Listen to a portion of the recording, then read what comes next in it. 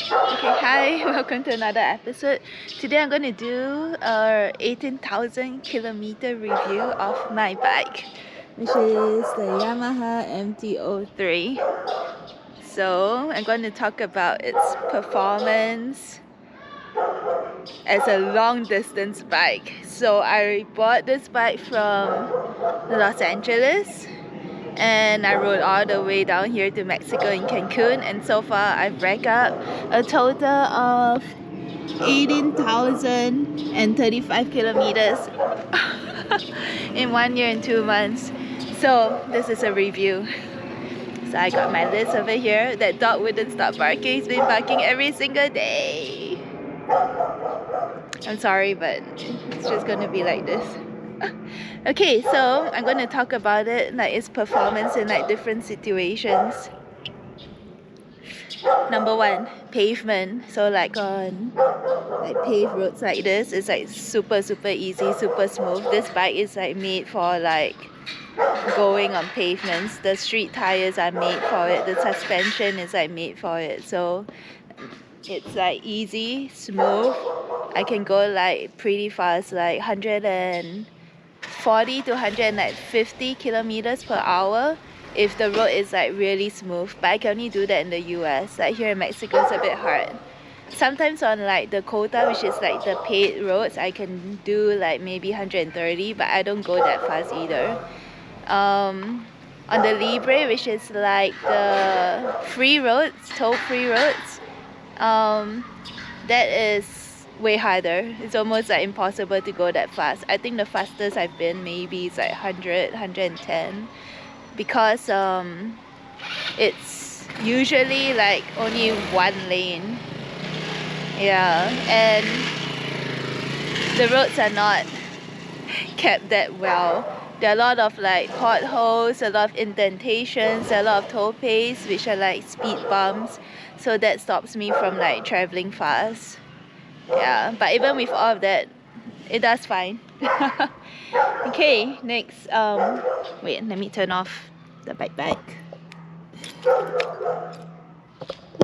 Okay, next. Now we're going on to like a little bit of like off-road riding, like gravel roads with like small rocks. Like for example, like all of these, or rocks that are a little bit larger. Those are like not too fun for me on this bike. Because as you know, it's not an off-road bike. The tires are not made for it. I have street tires on. So when I go on it, it's like super slippery. I can feel like every single baby rock. Okay, and it's like super nerve-wracking. I tense up so much when I'm riding because I'm trying my best to like keep my balance. It is like really hard, you know, but somehow so far I haven't like fallen down on any like gravel off-road yet.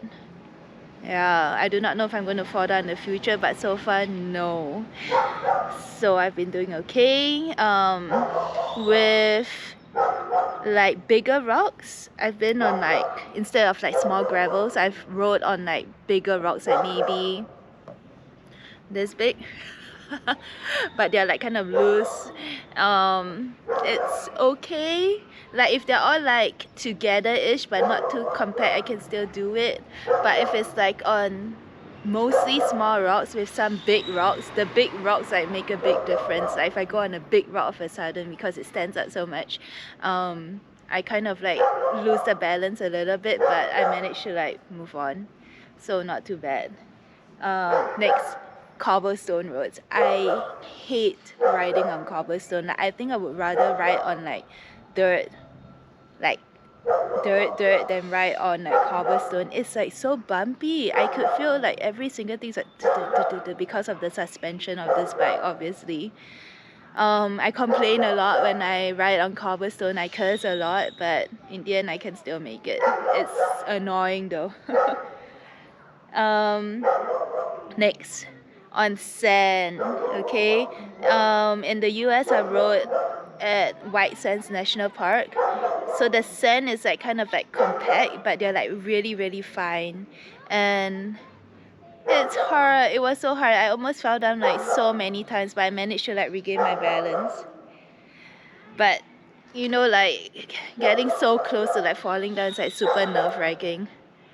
It's not easy riding on sand, like because like if like the cars, okay, or trucks or whatever, they leave like tire marks on the sand, and that causes me to like lose my balance if it's like not compact and smooth. If there's like things like marks, it's like very hard to like ride on it, but I managed. And lastly, on muddy roads, that is not good for my bike. I fell down like 3 times riding on mud. Oh, it was so hard. So I think if you heard or if you watch my previous videos, I talk about me falling down 3 times in about like 15 minutes. Like after the hurricane hit Oaxaca, like the whole road turned into mud. Okay, because the road was like next to a construction area, and I guess like the whatever they had over there just rolled over or like spilled over to like the highway, so everything was like super muddy, super wet, super soft. So I was like trying to ride on it like slowly. I wasn't even going like that fast. It was like so hard, and there was like so many cars, like traffic jam at the same time, so I couldn't keep like a normal speed like going on. So I fell down 3 times.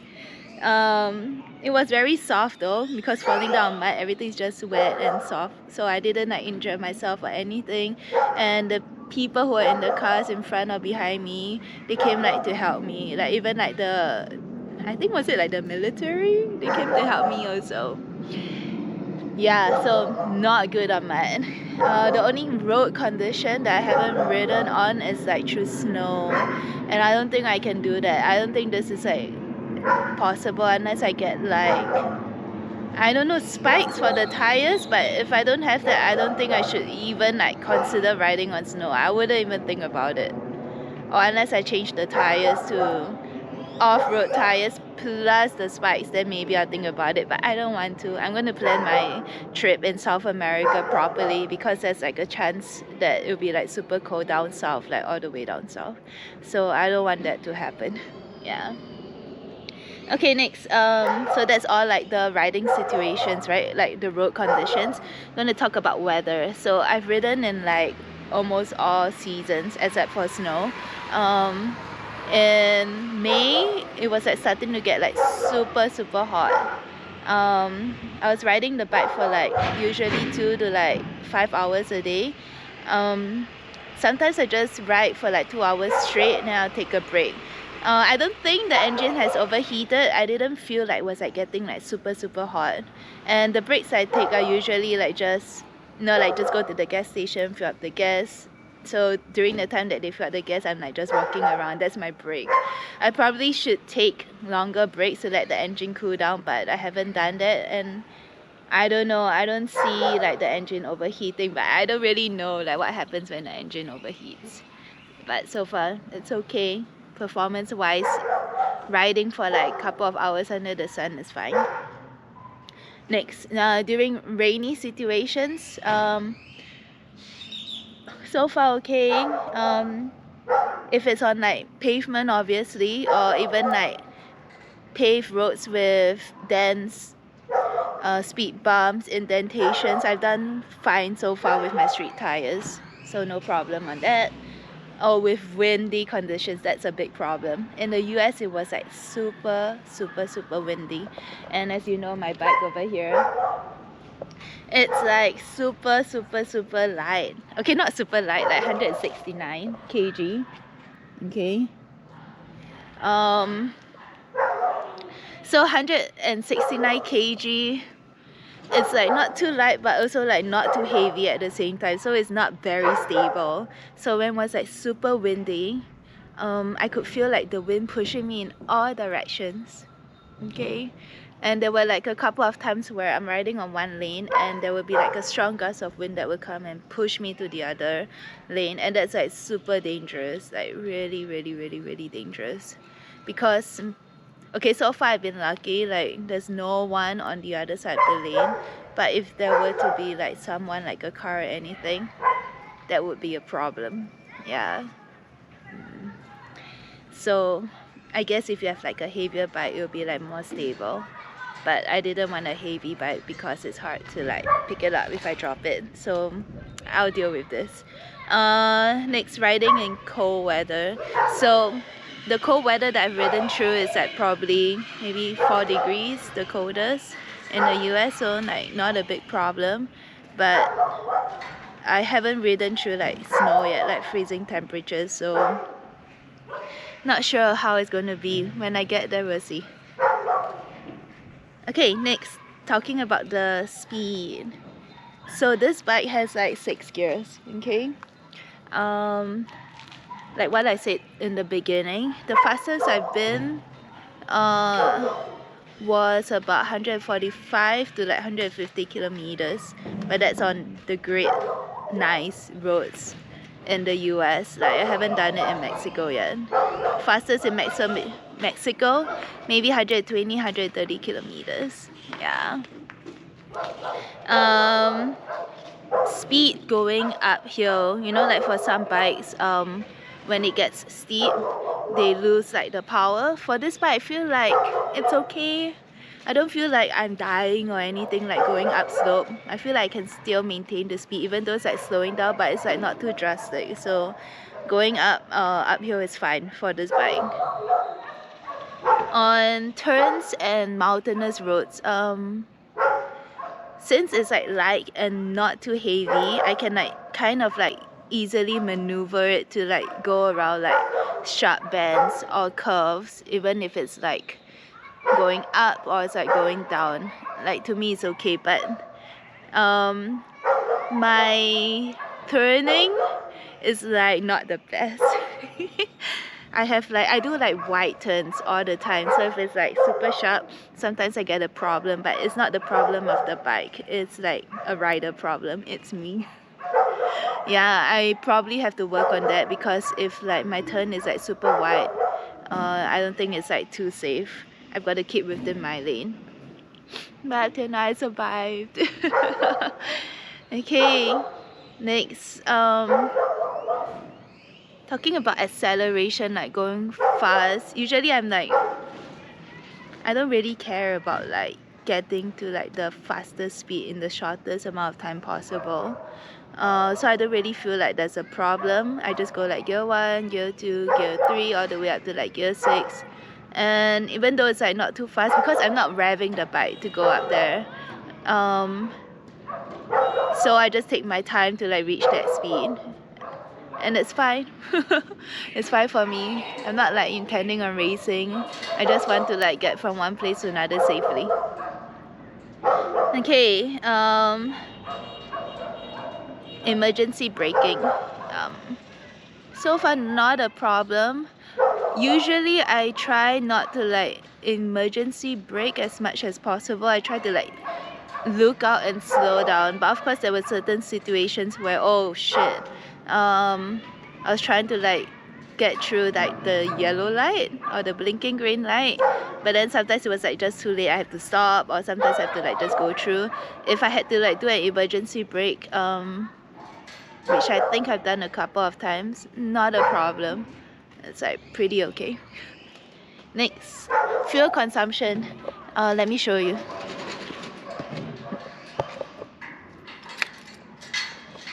So let's try to find the fuel consumption.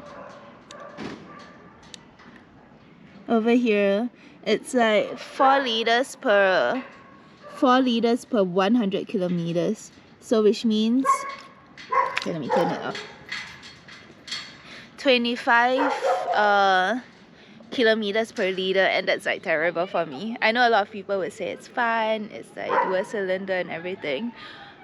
But like my bike in Singapore, the Honda CB150R, it was like going at 46 kilometers per liter, and then now I'm going at like 25 kilometers per liter.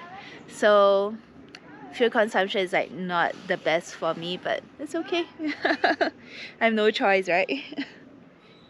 So next, talking about the comfort, I feel super comfortable on this bike, and mainly because of the seat height over here. Okay, so look at me, like over here and over here. It's like pretty comfortable. It's like not tall and like not high for me. Like the first bike I had was like 79 cm in seat height, and with that I'm tiptoeing. With this bike I'm still tiptoeing a little bit, but I'm way more stable. Okay, like I feel like I can put like more of the front of my feet down, and yeah, that helps a lot. But of course it'd be like so much better if I can flat foot, but I can't do that. My posture on the bike over here is like pretty much it's not bent because it's not a sports bike, so I'm pretty much like upright all the time, and I like this posture. I do not like bending down, you know, like this way. It's too uncomfortable for like long distances, so I love the upright position, and it allows me to like keep riding for like 5 hours, 6 hours, sometimes even 7. But the problem is after 5 to 6 hours I get super tired, especially my knees. I do not know why, but my knees start to hurt and like cramp up.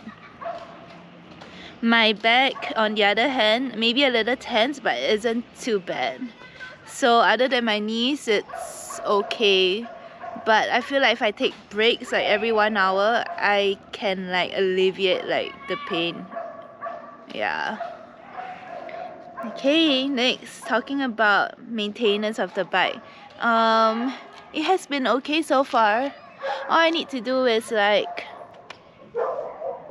clean the chain, lubricate the chain, check like the tire pressure, make sure it's like all pumped up to the correct pressure, obviously. Change the oil over here. Okay, and obviously the the oil filter, and that's all I do. I only know how to do basic things. That's it. Like anything else, I don't think I can do it right now. And so far it's okay. So cleaning and lubricating the chain, even though I did try my best, but the previous chain that I had, okay, I just changed the chain in Cancun, like I think about 2 weeks ago. It was bad. It was starting to rust so badly. Okay, I guess it's my fault. I could like be more on top of like the cleaning. This time round, okay, it has been like raining for a few days. I probably have to like clean it today and lubricate it. I will try my best to like keep it in tip-top condition. The changing of oil, I can do it by myself, but at the beginning there was like one time where I tried to do it, like my first time trying to change the oil in Las Cruces, New Mexico. I almost cried, okay, because I was trying to like remove like the oil cap, like the nut, the screw, I do not know how you call it, and I couldn't do it. I kept trying and trying, but the edges kept getting like smoother and smoother, and then it came to a point where I just gave up and went to like the workshop, and they helped me. They had to hack at it though, so when I saw that happening I felt a lot better. If he couldn't remove it with the tools that I had, which is like the same tools, and he had to hack at it at a hammer too, which means it's not my fault. Yeah. I wasn't the last person who tightened the screw, so yeah, so that helped. Then what happened, in Monterey I actually did the oil change by myself, because the guy in Las Cruces changed the screw into another screw that uses the size 6 Allen key, and to me that's like so much easier. So right now I have the size 6 Allen key to like keep the oil in. I went to the Yamaha here in Cancun though, and they said like it's actually not a good idea to have that because of the heat, so it might get stuck there. But I was like, I changed the oil by myself. I would rather use that. It's like simpler, we'll see. But he did give me an extra normal screwy thingy if this doesn't work. I hope it will stay okay. For the oil filter, so far I've been getting like Alexander to like buy the oil filter and pass it to me. Oh shit, all the dogs are going to bark. So right now I still have like 2 more oil filters with me, but I don't think I'm going to see her anymore.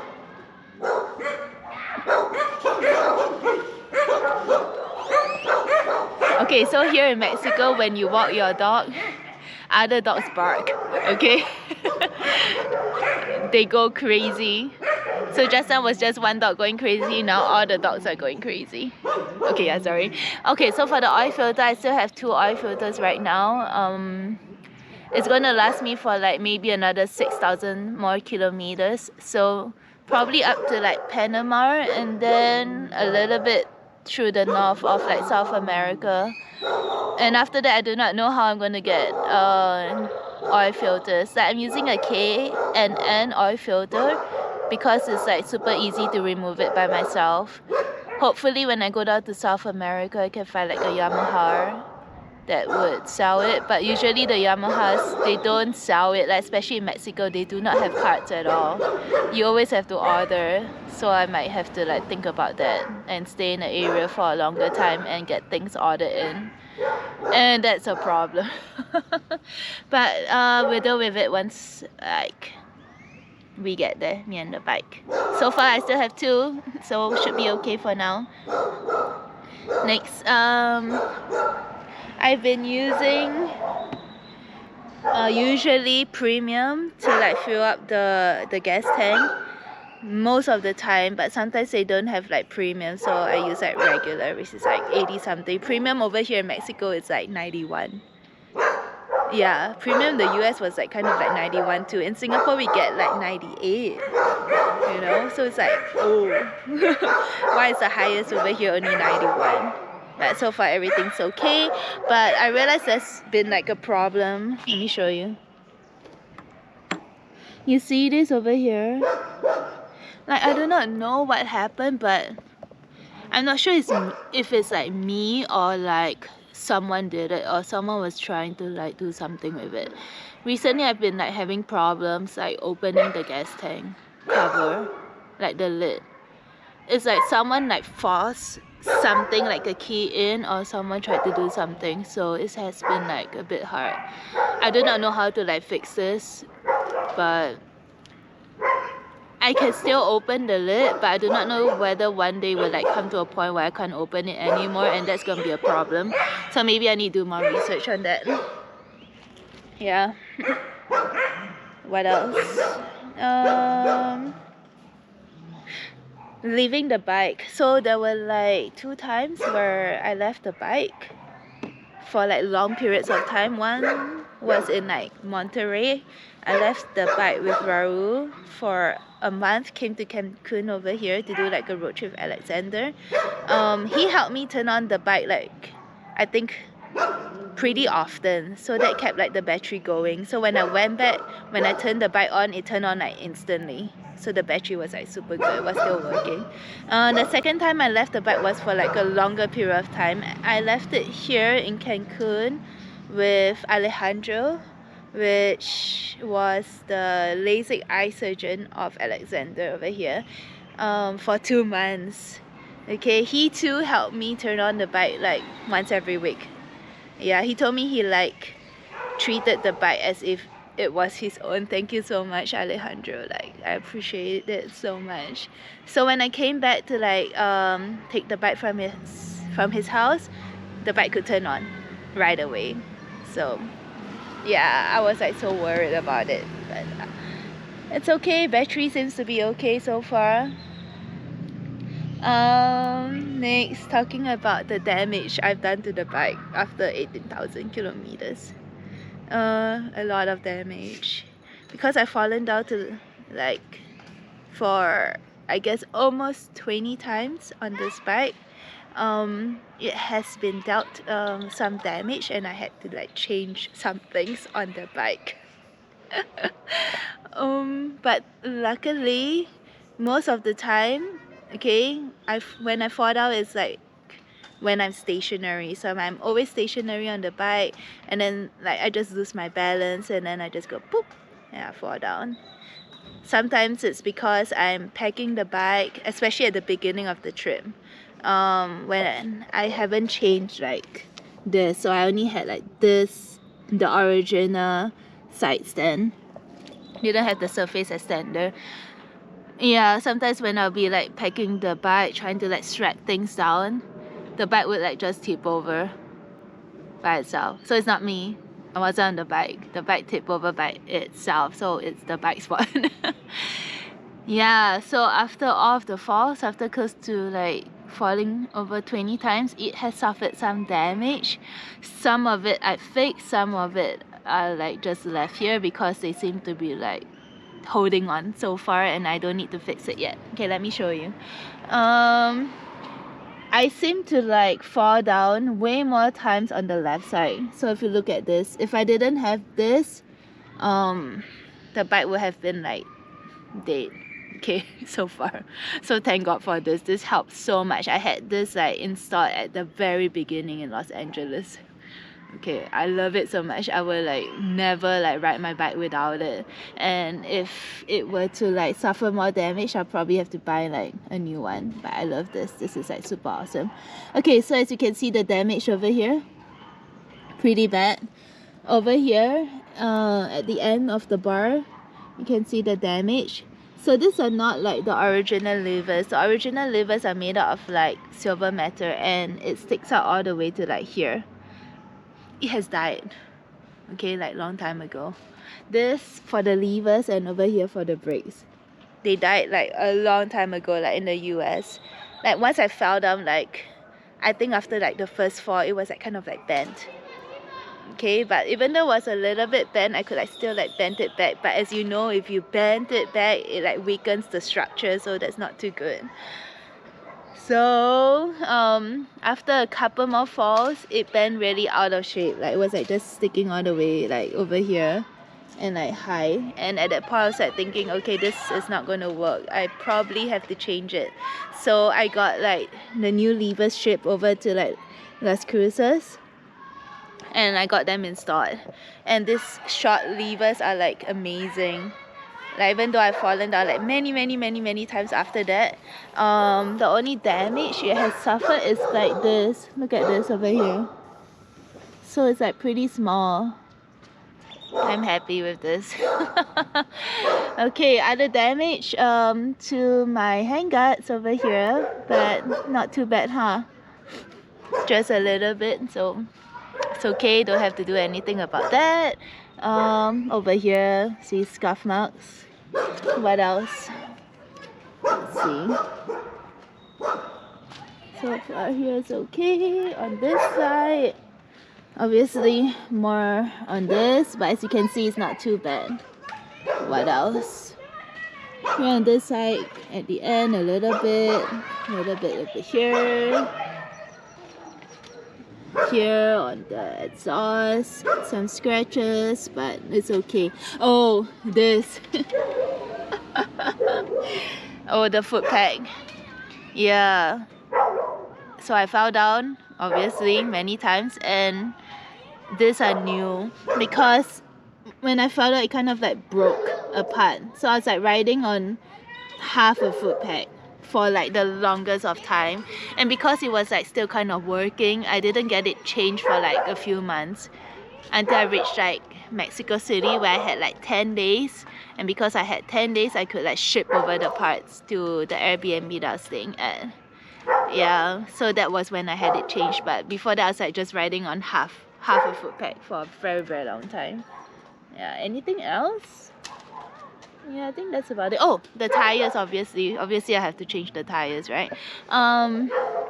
These are not like the original tires that I had with the bike. This is what is this actually? Is this a Michelin tire? Hold on, let me check. Oh, Pirelli. Okay, so the back tires like obviously wear out way faster than the front tires. The back tire was changed in Mexico City after 13,000 kilometers. I was actually in Las Cruces, I think at 7,000, I wasn't sure. And there was a guy I met over there at the Airbnb. Okay, no, sorry, not Las Cruces. I was in, where was I? Okay, so I was at Lake Charles in the US, okay? And I met this guy and he was like, oh my god, you're never gonna make it to Texas. You're never going to make it to the next city. Looking at the condition of your tire, and I was like, what? What am I going to do now? He was like, you need to go to like a workshop and get it changed right away. I was like, shit. And that was like, I think only at like 7,000 kilometers, and he was like, no, you can't do it anymore. But I was like asking other people, like my host, because the next host that I was going to meet, he is like an adventure biker as well. He has ridden through like many places, and he was like, your tires are fine. So then I got really confused, because like one person is like telling me my tires okay, the other person is like telling me, oh, you are in deep trouble, you need to like change it. But in the end, I didn't change it. I was about to do it. I didn't do it because traffic was so bad and was starting to get so late. So in the end, I was like, oh, I can't change it today. So I just went with it. And then after that, for another 5,000 kilometers, I just left it as it is. Like in Mexico City, I was looking at it, I was like thinking, okay, even though I still have some tread left, but it's come to a point where I think it's time to change. If not, it's gonna get really like dangerous. So I got it changed. They only had one, okay, this one tire for my bike. Thank God they had it too. Oh, thank God they had the tire. So I was like grateful for it. They didn't have the like dual purpose tires, so, and I didn't have like any more time left in Mexico City, so I was like, okay, let me just get another street tire, even though my intention was to change it to the off-road tires after my original street tires, but it didn't work out. I survived it now, but I don't know what's gonna happen in Central America. Okay, talking about the front tire over here. So the front tire wears out slower than the back tire. This I got it changed when 3 months ago, before I left for Cuba, at 17,000 kilometers. I know, I was like really like pushing it. Yeah, but yeah, it's okay. I survived. What brand is this? This is a Michelin tire. Oh, over here was like kind of hard to like find off-roading tires. I was like thinking, if I get off-road like dual purpose tires, do I need to like get it done on like both sides, like the front and the back at the same time? But people were like telling me it's okay, you could like just do it for one tire at a time. Yeah, but I couldn't find it here. They said like I have to get it shipped over, and I was like, okay. And then I don't know the brand of it, so I was like, nah. And I wanted like a brand that I knew, so I found like Michelin tires for the front on Mercado Libre. Mercado Libre is like an eBay or like an Amazon, but for like Mexico. So because I was staying here for like a long time, resting for 2 months, I could wait for like the tires to come. Yeah, so that's why I changed. Anything else? Let me see.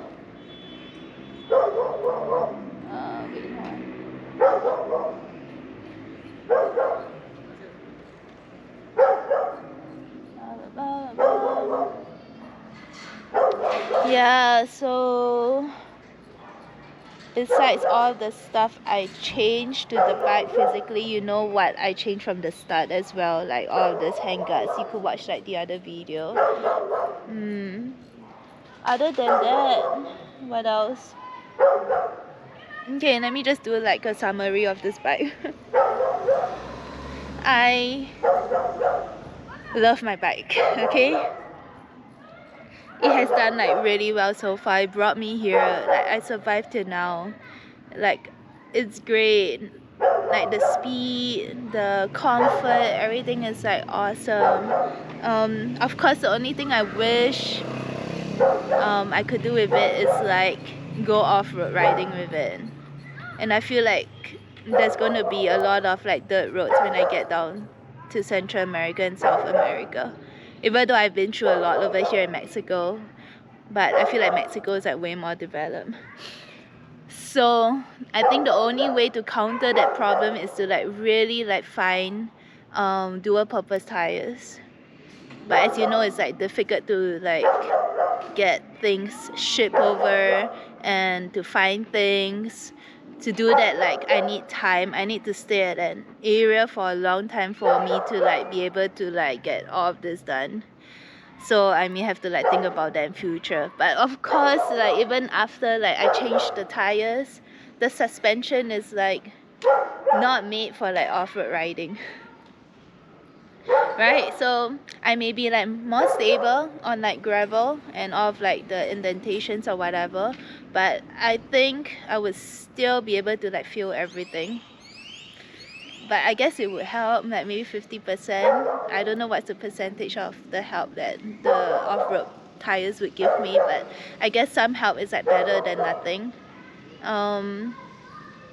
But I also know that even if I change it to like dual purpose tires, they will wear out faster, and that's also another problem. It's already hard finding like off-roading tires for this size of the rim.